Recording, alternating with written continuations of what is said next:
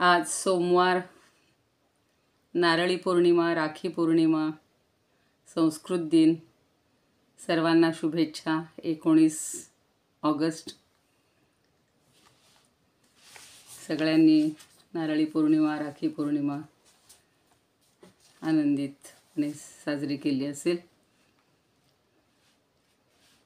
आता आज आपण 1096 पर्यंत ओव्या परवा घेतलेल्या होत्या, त्याच्या पुढच्या ओव्या घेणार आहोत. श्लोक होता ब्रह्मभूतस प्रसन्नात्मा. अलंकापुरी पुण्यभूमी पवित्र, तिथे नांदतो ज्ञान राजा सुपात्र. तया आठविता महापुण्य राशी, नमस्कार साष्टांग श्री ज्ञानेश्वरासी. आदौ वैभवतारकञ्च कथितं श्रीकृष्णगीतामृतं, हस्ताभ्यां कठिमानभानचकितं भक्तं समाश्वासितं. दातुं ज्ञानरसं हि येन जगति ज्ञानेशरूपं धृतं. वन्दे तं करुणाकरं प्रभुवरं श्री संत ज्ञानेश्वरं. श्री संत ज्ञानेश्वरं. ज्ञानेश्वर महाराज की जय. पंढरीनाथ भगवान की जय. जय तू श्री कृष्ण, जय तू ज्ञानेश्वर. आज संस्कृत दिन आहे.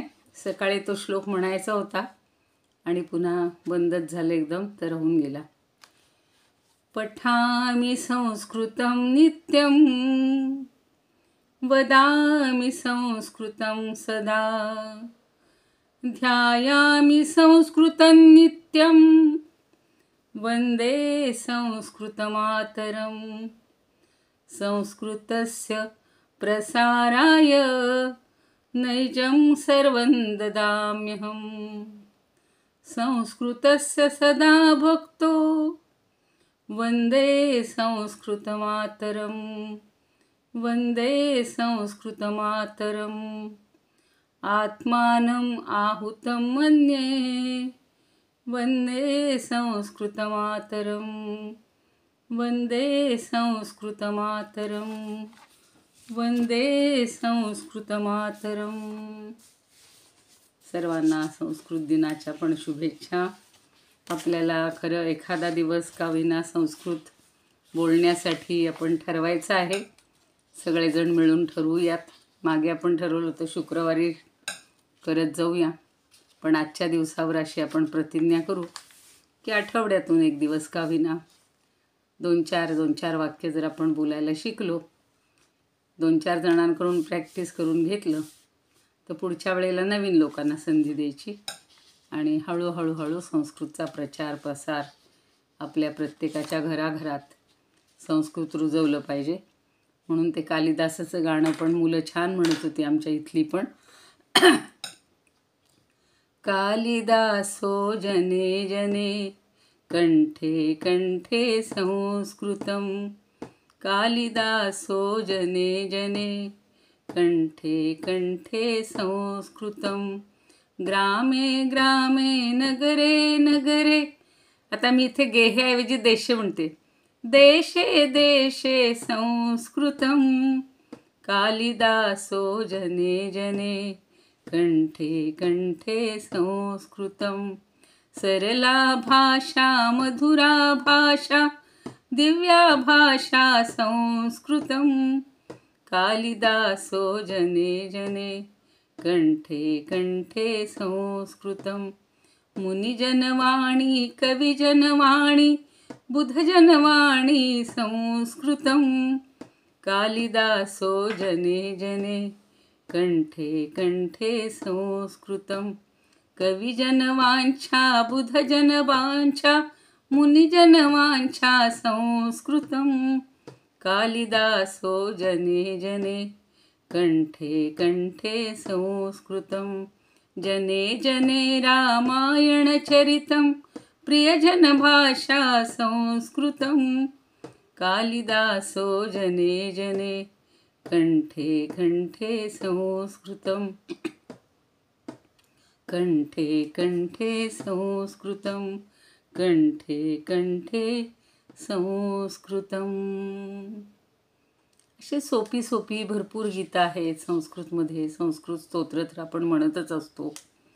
रामायण महाभारत सगळी 18 पुराणं, 4 वेद, 6 शास्त्र आणि कितीतरी नाटकं, कितीतरी काव्यसंग्रह, पंचमहाकाव्य, अनेक नाटकाचे 10 प्रकार आहेत. त्या 10 प्रकारांनी समृद्ध अशी ही आपली भाषा आहे आणि म्हणून तिला वंदे संस्कृत मातरम म्हटलेलं आहे.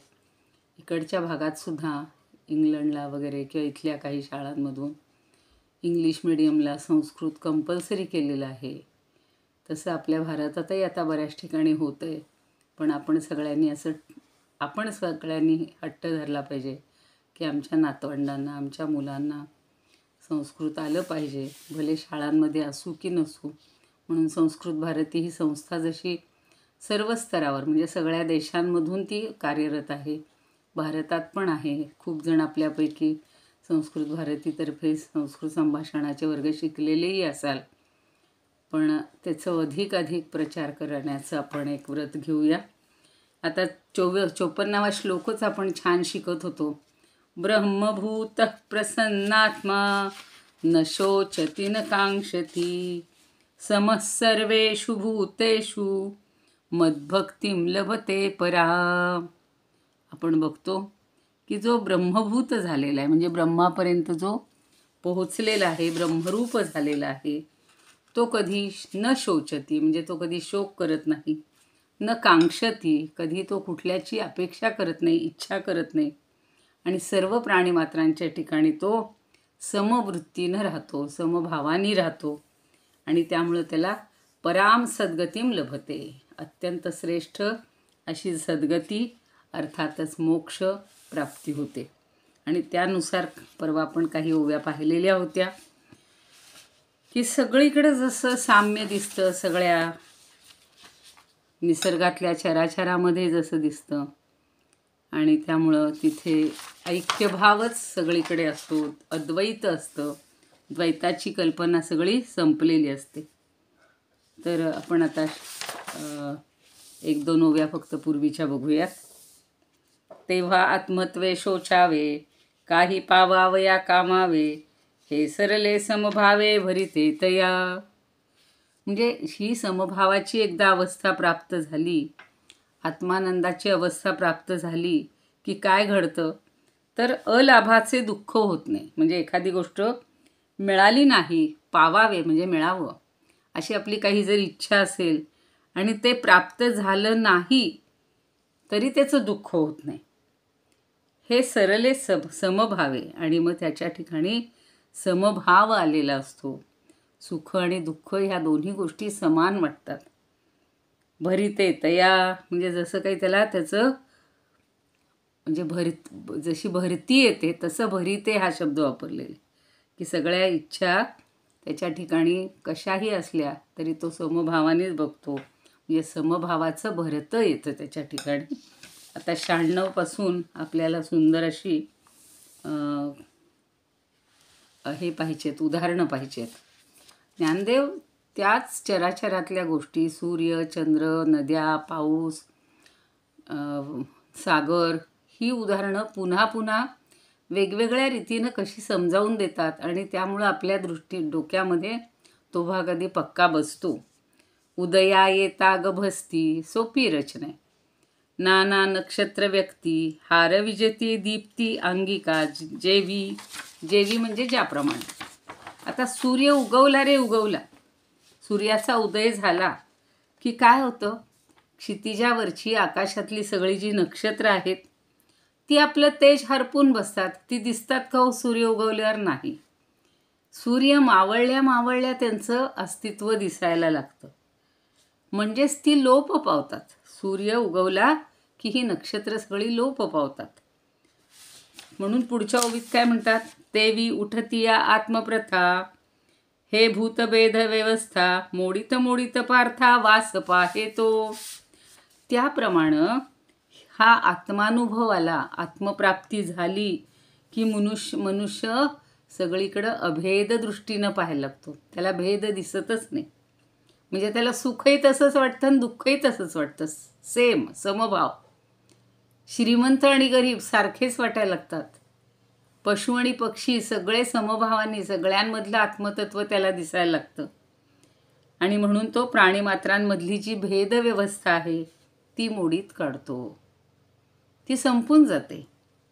कारण त्याच्या मनामध्ये अद्वैत भाव दाटून आलेला असतो.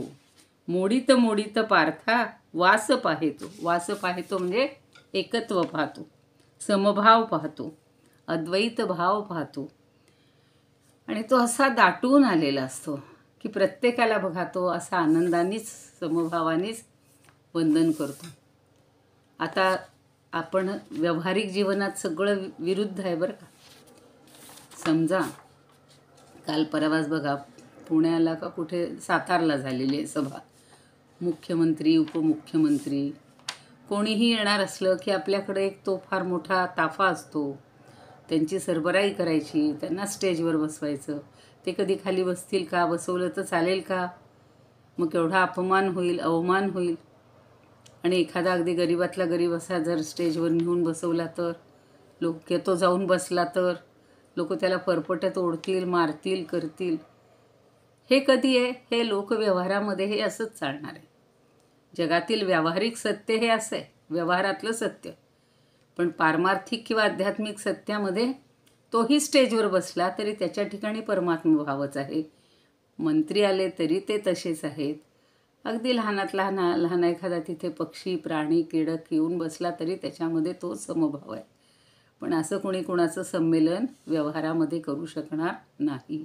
पण निदान केलं नाही तरी मनामध्ये तरी तो भाव आला पाहिजे. एवढं आपण फक्त समजून घ्यायचं. म्हणजे आत्मानुभव प्राप्त झाला की हा पुरुष सगळीकडं अभेद पाहायला लागतो. प्राणीमात्रांची भेदव्यवस्था तो मोडून काढतो, मोडीत काढतो. कारण त्याच्या मनामध्ये अद्वैत भाव असा उचंबळून आलेला असतो, स्थिर झालेला असतो. आत्मप्रथा हा शब्द वापरलाय त्यांनी बरं का, आत्मभावासाठी आत्मप्रथा. कारण पुढे म्हणले भेदाभेद भूतभेद व्यवस्था. भूत म्हणजे प्राणीमात्र. पाटियेवरील अक्षरे, आता ती छान उदाहरणं दिलीत बघा. लहान मुलांना पटतील अशी उदाहरणं आहेत. आणि म्हणजे त्यांच्या दृष्टीनं ज्ञानदेवांच्या मानानं आपण असे लहानच आहोत.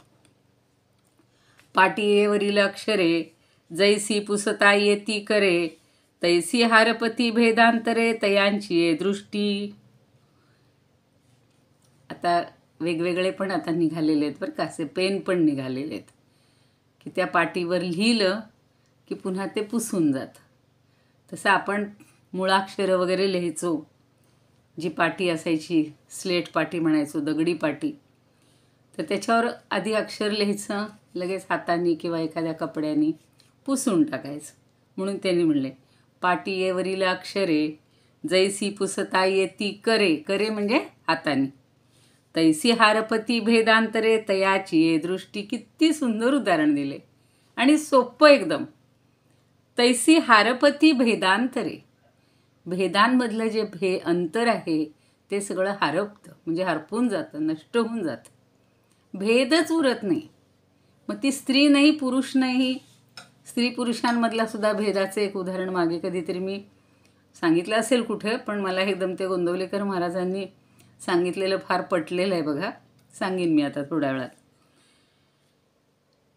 म्हणजे काही जण अगदी म्हणतात ना, मी ब्रह्मज्ञानी आहे, मला सगळं कळलेलं आहे, मी कशातही भेदभाव पाहत नाही, आणि तुम्ही लोकांना त्या रामाच्या नामाच्या नादी लावताय, असं गोंदवलेकरांना एक जण म्हणाले बरं का, गोंदवलेकर महाराजांना.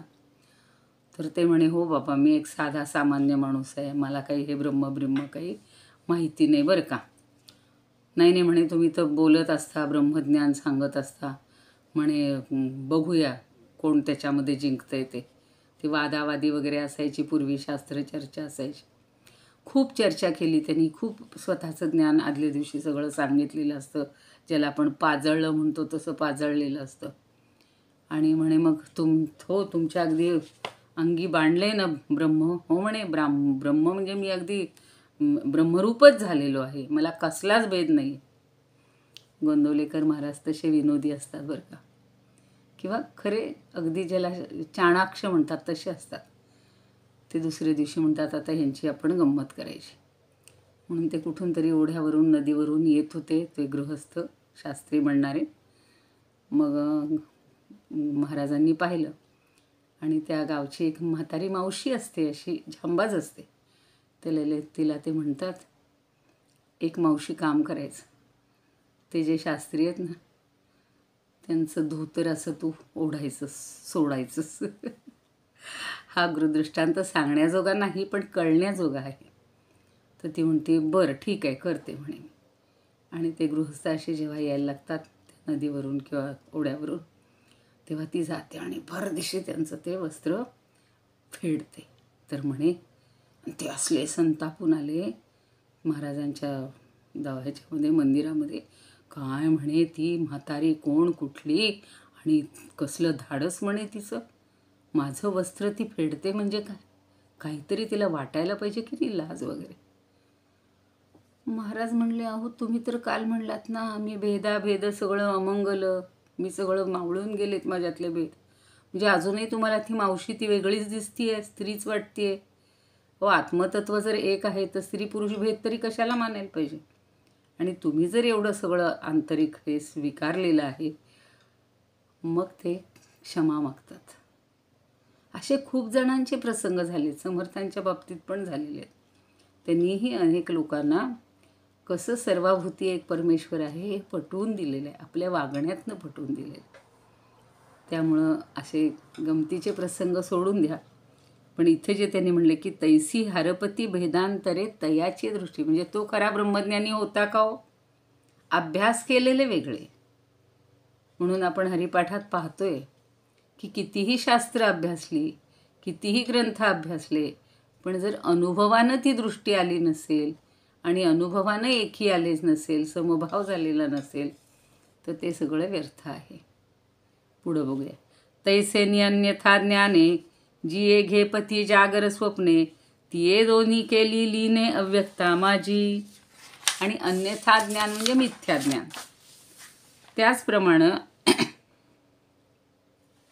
एकदा हा आत्मानुभव आला की हा भेद राहतच नाहीये, अद्वैत भाव जमतो. पण मगाशी म्हणलं तसं त्या पाटीवर काढलेली जी अक्षरं असतात ती हाताने पुसता येतात, पण हा जो पुरुष आहे हा आपल्या दृष्टीसमोरील दृश्य भेदाभेद सगळं पुसून टाकतो आणि प्राणीमात्रांमधले पण भेद लोप पावतात. आणि आता जे सांगतात ते असं आहे की मिथ्या ज्ञान, विपरीत ज्ञान, अन्यथा ज्ञान म्हणजे चुकीचं ज्ञान. तर विपरीत ज्ञानामुळं काय होतं, जागृती, स्वप्न अशा अवस्था आपल्याकडून ग्रहण केल्या जातात. हल्ली मला सुद्धा स्वप्न पडायला लागली इथं आल्यानंतर, मला काही कळत नाही, पण असतेच. म्हणजे आपल्याला त्या स्वप्नातनं जागं झाल्यावर आठवतं की अरेच्या आपण स्वप्नात होतो. आता माहिती नाही, आपण कधी कधी चिंतन करतो त्याच गोष्टी स्वप्नामध्ये येतात. आज राखी पौर्णिमा होती आणि माझा एक लहान भाऊ झाले 2-2.5 वर्ष गेला आहे, पण बरोबर तो आज सकाळी स्वप्नामध्ये म्हणजे मध्यरात्री अशा पहाटेच्या स्वप्नामध्ये आला आणि म्हणते, अरे राजू तू तर आहेस, आणि आम्ही काय म्हणतोय की नाही आहेस म्हणून. म्हणजे ही आपल्या अंतर्मनाला कुठंतरी सारखी सूक्ष्म जाणीव असते. किती आपण नाही म्हणलं तरी जागृती, स्वप्न ह्या ज्या अवस्था आहेत, आणि अगदी गाढ झोप, कधी कधी इतकी आपल्याला गाढ झोप लागते की अगदी ढमढम करत एखादी वरात निघून गेली, कितीही मोठा आवाज झाला, कलकलाट झाला, भांडण कुणी करत असलं तरी आपल्याला काहीही कळत नाही. तर ह्या सगळ्या ज्या अवस्था आहेत, ह्या अवस्था विपरीत ज्ञानामुळं ग्रहण केल्या जातात. तेच विपरीत ज्ञान कधी कधी आपल्याला असं अनुभवायला येतंच. आणि मग अव्यक्तामध्ये, अज्ञानामध्ये त्या लीन होतात. या सगळ्या दोन्ही अवस्था, जागृत आणि स्वप्न, या दोन्ही अवस्था अव्यक्तामध्ये म्हणजे अज्ञानामध्ये लीन होऊन जातात. आणि आपण अगदी त्यात रमून गेलेलो असतो, गढून गेलेले असतो. पुढं काय सांगतात बघा. पुन्हा मधली एक ओळ राहिली माझ्या मते. पाटियेवरील नाही झाले, पाटियेवरील अक्षरे जैसी पुसता येती करे, तैसी हरपती भेदांतरे त्याची दृष्टी. हे मगाशी सांगितलेलं होतं की पाटीवरची अक्षरं जशी पुसून टाकता येतात तशी त्याची भेददृष्टीही संपून जाते. आणि आत्ताची जी झाली ती तैसेनी अन्यथा ज्ञाने, जिये घे पती जागर स्वप्ने, तिये दोन्ही केली लीने अव्यक्ता माझी. तर ती दोन्हीही जागृत आणि स्वप्न ह्या अवस्था या अव्यक्तामध्ये लीन होऊन जातात. मग तेही अव्यक्त बोध वाढता झिजत, पुरला बोधी समस्त बुडवणी जाय. हे आता उदाहरण अगदी छान दिलेलं आहे बघा त्यांनी, की ही दोन्ही अव्यक्तामध्ये लीन होतात आणि मग ते अव्यक्त सुद्धा काय होतं, बोध वाढता झिजत. जसं जसं ज्ञान होतंय, आत्म्याचं ज्ञान जसं जसं होतंय तसं तसं हे जे अव्यक्त आहे म्हणजे अज्ञान आहे ते हळूहळू नाहीसं होतं. ते कसं नाहीसं होतं हे पुढं खूप छान उदाहरणातून पटवून दिलेलं आहे. म्हणजे पूर्ण बोध ज्याला म्हणले आत्मबोध जो आहे तो झाला की हे अज्ञान सगळं संपून जातं. आणि नकळत आपण हे व्यवहारात मी म्हणलं तसं व्यावहारिक सत्य, परमार्थिक सत्य ह्या दोनमध्ये फरक आहे. एक प्रातिभासिक सत्य, एक भासणारं सत्य आहे नुसतं. खरं जे काय आहे ते आपल्याला कळतच नाही. तसं हे जे अज्ञान आहे हे एकदा जसं जसं आपलं ज्ञान वाढू लागेल तसं तसं ते मिटून जातं. जसे पाटीवरची अक्षरं पुसून जातात तसंच हे अज्ञानसुद्धा मावळून जातं. आता त्याच्यासाठी दिलेली उदाहरणं मागे पण अशाच पद्धतीची उदाहरणं झालेली आहेत बरं का. पण पुन्हा एकदा बघा, जैसी भोजनाच्या व्यापारे, व्यापार म्हणजे व्यवहार, क्षुधा जिरत जाय अवधारी, मग तृप्तीच्या अवसरी नाहीच होय. आता जेव्हा भोजनाच्या अवसरी आपण छान भुकेलेले आहोत, भोजनाला बसलेले आहोत, पहिला एक घास घेतो थोडीशी तृप्ती होते, दुसरा घेतो हळूच तृप्ती होते, अजून काही आज गोड केलेलं असेल त्याची तृप्ती होते, अजून काही केलं असेल त्याची तृप्ती होते. करत करत पूर्ण जेवण झालं की आपली पूर्ण तृप्ती होते. आता काही वाटतं का की अजून काही खायला पाहिजे? नाही. एकदा पोट भरलं की माणूस तृप्त होतो. ते एक छान उदाहरण दिले की जेवायला सुरुवात केली की घासाघासाबरोबर आपली हळूहळू भूक मंदावत जाते आणि जेवणाची पूर्णपणे तृप्ती झाली की निःशेष संपून जाते भूक. आता भूक नावाची गोष्ट उरतच नाही. जी 15 मिनिटापूर्वी, जी अर्धा तासापूर्वी जी कासावीशी होती, कधी जेवीन कधी काय नाही, छान छान खमंग वास सुटतात. आज खरं म्हणजे हे होती, मस्त नारळी भात करायला पाहिजे होता. आता इकडचं सगळं वेगळं आहे त्यामुळे जे काहीतरी गोड करायचं, आणि आज सोमवार असल्यामुळं आत्ता तर काही गोड वगैरे काही खायचं नव्हतं. संध्याकाळला सगळ्यांनी केलं असेल नारळी भात किंवा जो ज्याच्या घरी पदार्थ असेल. तसं अजून एक उदाहरण देतात. जसं हे भुकेचं उदाहरण आहे ना, तसंच वाटेवरचं उदाहरण पण नेहमी देतात बघा. तसंच एक उदाहरण दिलेलं आहे. नाना चालीची या वाढी, वाट होय जाय थोडी, मग पातला ठाई बुडी देऊनी निमे. आता आपण एखाद्या ठिकाणी कुठेतरी चाललेलो आहेत आणि चालायला लागलो वाटेवरून की प्रत्येक पावलाबरोबर हळूहळू हळूहळू ती वाट संपत जाते आणि प्रवासाचा पल्ला कमी होऊ लागतो आणि मुक्कामाचं ठिकाण आलं रे आलं की वाट संपते. मला आत्ता ते एकदम गाठ आठवत होतं. ही वाट दूर जाते, ही वाट दूर जाते, स्वप्नामधील गावा. असं ते गाणं आहे, छान आहे. सहज आठवलं की अशी वाट दूर वाटते. स्वप्नातलं गाव तर कधी येणारच नाही, आपण प्रत्यक्षात मात्र येतो. आता काल ना इथे एक मधला जो सेंट्रम म्हणून भाग असतो, म्हणजे जिथे सगळे महत्त्वाच्या मोठ्याल्या इमारती पुरातन काळातल्या ज्या आहेत राजवाड्यासारख्या, तो असा बरोबर चौकोन असतो आणि त्याच्या मध्यभागी रिकामी जागा असते. सगळे प्रेक्षक येत असतात, प्रवासी येत असतात, सगळं पाहत असतात. तर ह्या 4 दिवस 14 ते 18 4 दिवस तिथे अशी मोठी फुलांची, खूप मोठी, मी आता फोटो पाठवीन, कालचा राहायला पाठवायचा, की खूप मोठी फुलांची म्हणजे गालिचा जसा असतो की रांगोळी म्हणतो तशी काढली जाते. आणि ती इतकी सुंदर काढलेली असते की लाखो लोक, म्हणजे काल मला पंढरीची पण आठवण येत होती. किंवा आम्ही ज्या भागात राहत होतो, वाई बावधन कोणाला माहिती असेल तर तिथे एक बगाड असतं. ती एक तुम्ही टी व्हीवर किंवा गुगलवर सर्च करा. ती एक आगळीच यात्रा असते, जत्रा असते. तर ते जसं पाहायला तुफान गर्दी आम्ही अनुभवली होती तशी काल अनुभवली. म्हणजे परवा दिवशी तर कोणी चांगलं लेसर शो असतो, सुंदर त्याच्यावर असे हे पाडतात सगळे आपण इलेक्ट्रिकचे हे किरण, आणि रंगबिरंगी इतकी छान त्याची दिसते. अहो आम्ही रात्री गेलो बघायला, म्हणजे 9:30 नंतर पार गच्चीवर जाऊन बघता येते. आता मला वाटलं असतील 100, 200, 500, 1000 माणसं, लाखो लोक. इतकी रेटारेटी की शेवटी आम्ही म्हणलं आपला जर एकमेकाचा हात सुटला तर आम्हाला पुन्हा घरीसुद्धा येता येणार नाही आणि शोध घेणं अवघड आहे. शेवटी आम्ही निम्म्या रस्त्यातनं परवा दिवशी परत आलो.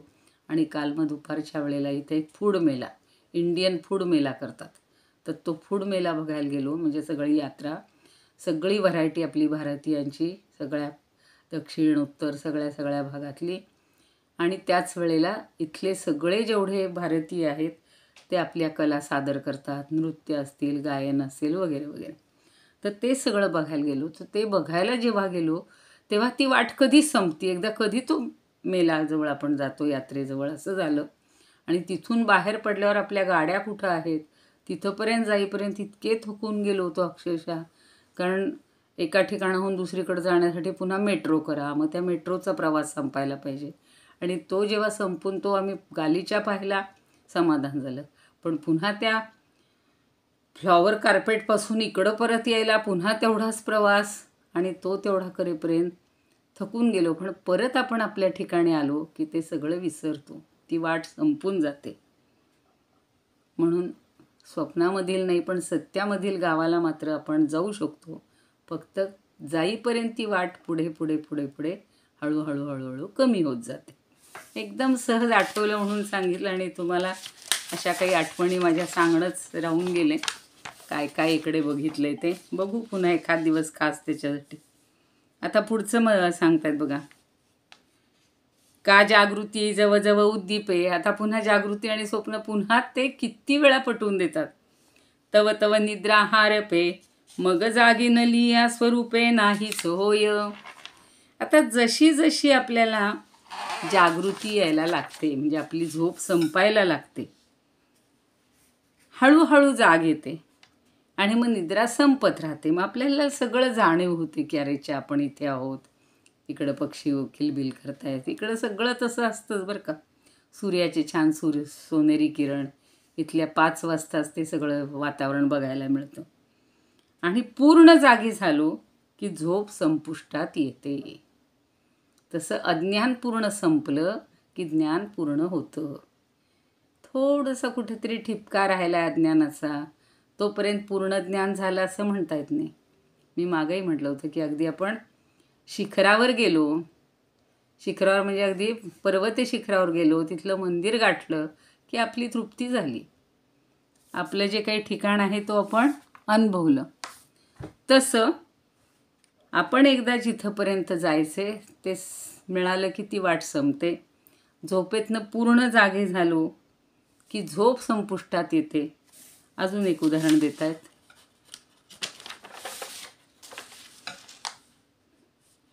हे ना आपुले पूर्णत्व भेटे, जेथ चंद्रासी वाढी खुंटे, तेथ शुक्ल पक्षू वाटे निशेषू जैसा. आता चंद्राचं उदाहरण, पूर्णत्व भेटे म्हणजे पौर्णिमा. आज अगदी बरोबर छान आलेलं आहे उदाहरण, की हा जो कलेनं वाढणारा चंद्र आहे, हा पौर्णिमेच्या दिवशी पूर्ण बिंबानी प्रगट होतो. आज आता संध्याकाळी पहा सगळं छान पूर्णचंद्राचं आपल्याला अनुभव घेता येईल. आणि त्याचं वाढणं थांबतं, कारण काय होतं, प्रतिपदा सुरू झाली की हळूहळू हळूहळू शुक्ल पक्षाची समाप्ती होते. झाली म्हणजे आजपर्यंत आहे शुक्ल पक्ष, उद्यापासून कृष्ण पक्ष सुरू. चंद्राची एक एक कला कमी होणार, पुन्हा अंधार अंधार अंधार अंधार वाढत जाणार, अमावस्येला पूर्ण काळोख. इतकी छान उदाहरणं दिलीत की तसंच आहे की एकदा आपलं पूर्ण ज्ञान झालं की आपली अभ्यासाची, ज्ञानाची जणू काही पौर्णिमा झाली. सगळं ज्ञान पूर्ण चंद्रासारखं पूर्ण प्रगत झालं, डोक्यात आलं, पूर्ण जाणवलं, अनुभवलं. आता काही पुन्हा ते अज्ञानाकडे वळायचं नाही आहे, तर चंद्रापर्यंतच थांबायचं. तैसा बोध्ये जात गिळतू, बोध बोधे ये मज आतू, मिसळला तेथ साध्यंतू अबोधू गेला. आता काय म्हटले? अबेधू अबोधू गिळतू, म्हणजे हा जो अबोध आहे, हे जे अज्ञान आहे, हे पूर्णपणे गिळून टाकलं. जसा राहू त्या चंद्राला गिळून टाकतो तसा. म्हणजेच अज्ञानाचा पूर्ण लोप झाला. केव्हा झाला? की फक्त आता शिल्लक एकच गोष्ट उरलेली आहे, ज्ञेय. जे जाणून घ्यायचं होतं ते तेवढंच उरलेलं आहे आणि ते अद्वैत ज्ञानानं नाहीसं होतं ते सुद्धा. आणि भगवंताच्या अस्तित्वाविषयी मनुष्य एकरूप होतो, तो मी नव्हे. म्हणजे भगवंत आणि भक्त एकच झालेत. म्हणून परवा मी सांगितलं होतं ना की रामकृष्ण परमहंस कालीमातेची पूजा करायला बसले की तिला फूल व्हायचे, आपल्याही मस्तकावर फूल ठेवायचे, तिला गंध लावायचे, आपल्यालाही गंध लावून घ्यायचे. कारण ती आणि ते भेदच संपलेला होता. इतकं अभेद ज्ञान ज्या दिवशी होईल त्या दिवशी पूर्ण अज्ञान संपलेलं असेल. 1106 पर्यंत ओव्या झाल्यात. मला असं वाटलं होतं इथून जाईपर्यंत 1200 ओव्या होतील, पण जरा अपूर्णताच दिसतीये याच्यावरची आपल्याला.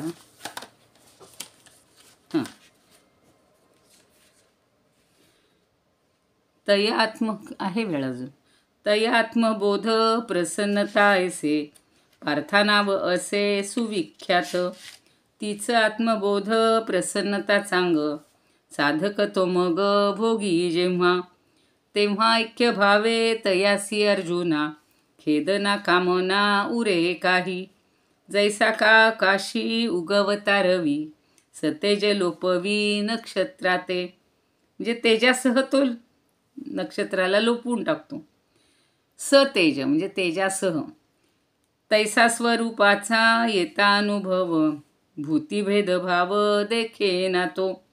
पाटीवरी शब्द काढिलेली होन, टाकावे पुसोन करे जैसे.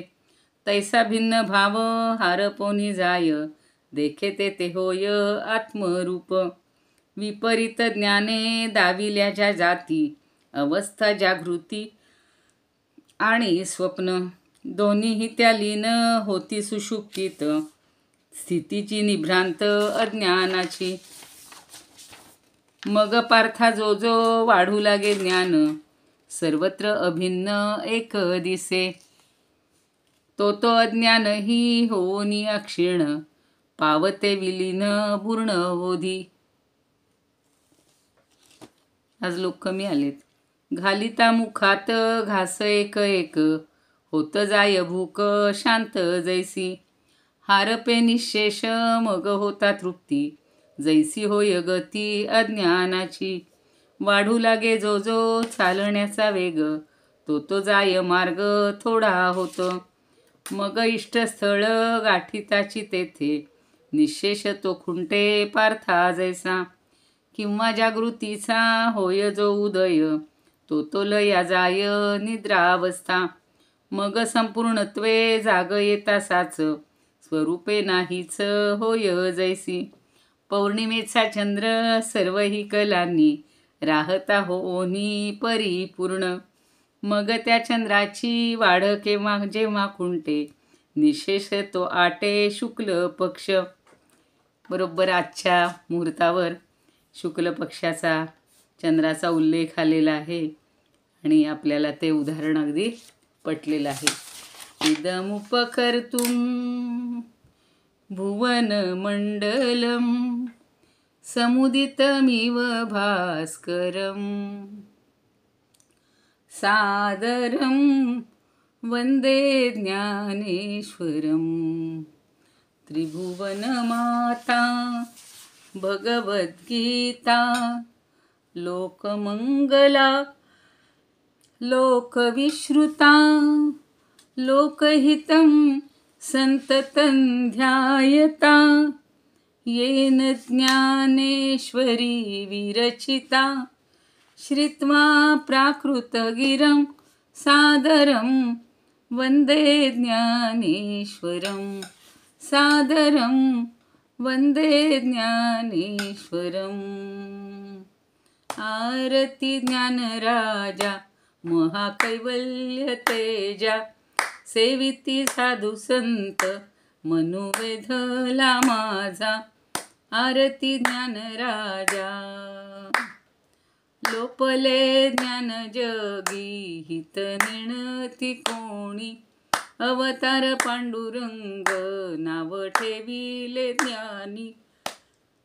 आरती ज्ञानराजा कनकाचे ताट करी उभ्या गोपिका नारी नारद तुम्भरू हो सामगायन करी। आरती ज्ञानराजा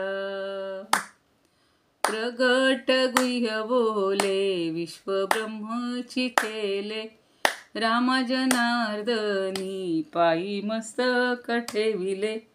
आरती ज्ञानराजा महाकैवल्य तेजा सेविती साधू संत मनुवेधला माझा। आरती ज्ञानराजा ज्ञानेश्वर महाराज की जय। पंढरीनाथ भगवान की जय। जय तो श्रीकृष्ण, जय तू ज्ञानेश्वर। खरं म्हणजे वेळ थोडा असेल 2-4 मिनिट, कोणाला काही विचारायचं आहे का म्हणावं तर काही नसणार आहे, बघा त्यातून हँडरेस करा, नाही तर मग थोडेसे अजून 2-3 ओव्या वेळ असेल तर बोलत राहणार मी। तर उद्यापासून दादा येतील आपले परत।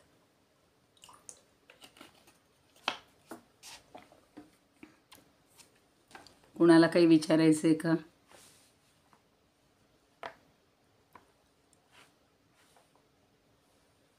कुणी हँडरेस वगैरे केला असेल तर कळेल मला।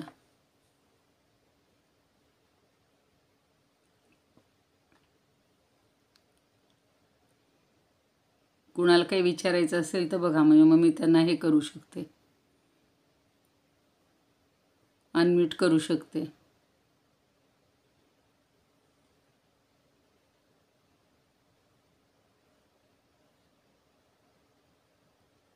कोणाला दिसत नाही काही विचारायचं।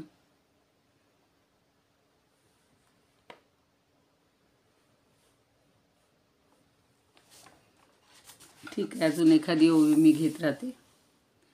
तेव्हा 1106 झाल्या होत्या मगाशी।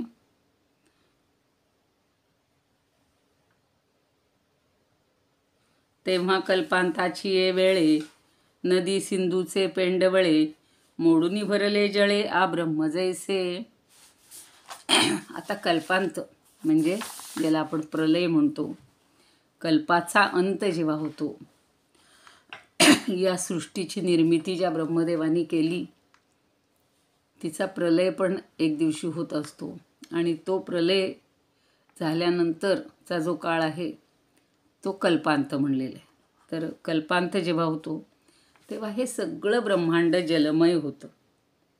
नदी सिंधूचे पेंडवळे मोडूनी भरले जळे